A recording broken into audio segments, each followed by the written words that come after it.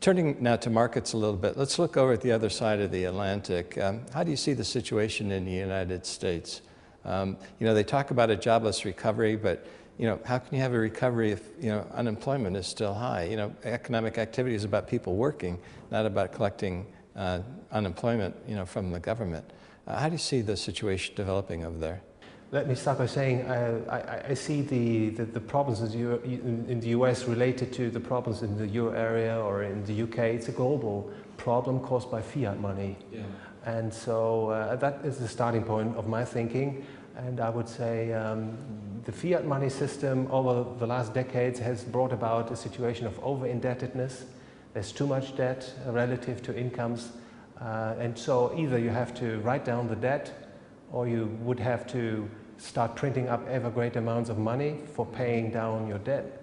And the third option, which is once in a while to be heard, is maybe there's a chance of growing out of this debt. And from your presentation, I took the impression that you would think this is not possible, and I share very much this thinking. So the great risk really is that people will see the printing up of ever greater amounts of money as the proper remedy to the debt crisis caused by fiat currencies. And politically speaking, it might be the most convenient way to do it. Economically speaking, it's the most terrible thing to do, to ruin the currency.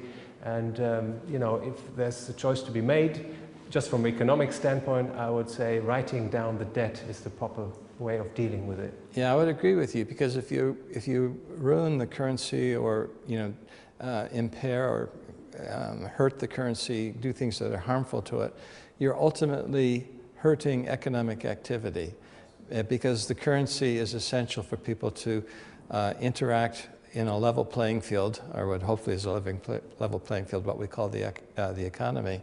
The currency is central to that. So if you have an impaired currency, you're ultimately hurting economic activity as well. Yeah, and two things come to my mind. Number one, as you say, ruining the currency is maybe the worst thing you can do, because you destroy interpersonal cooperation. You're sowing the seeds of embitterness, of distrust, and that hurts, of course, economic activity.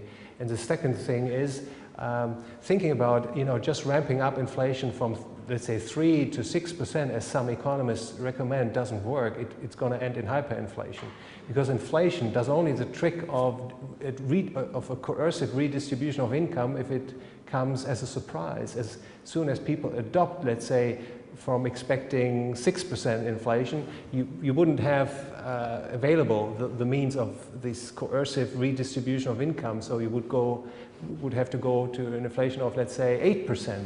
And then the thing spirals out of control. And again, inflation is not really the option of getting rid of the debt problem caused in the fiat money system.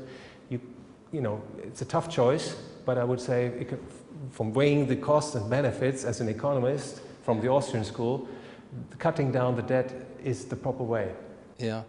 What are the prospects of cutting down the debt? It just seems that everything is being geared the other direction to try to put more debt into the system. And it defies logic and reason that when you have a debt problem, more debt is not going to solve a debt problem. It's like kicking the can down the road, isn't it?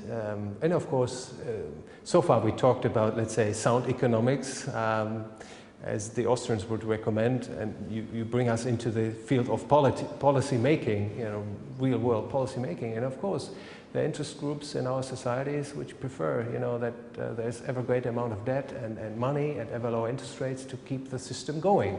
And many people, not only politicians, but many people have subscribed to this kind of policy. Think about many people holding their lifetime savings in fiat currencies. Yeah. They might prefer, the hope that more fiat money is going to solve the problem over a decision of cutting down and wiping out part of the lifetime savings.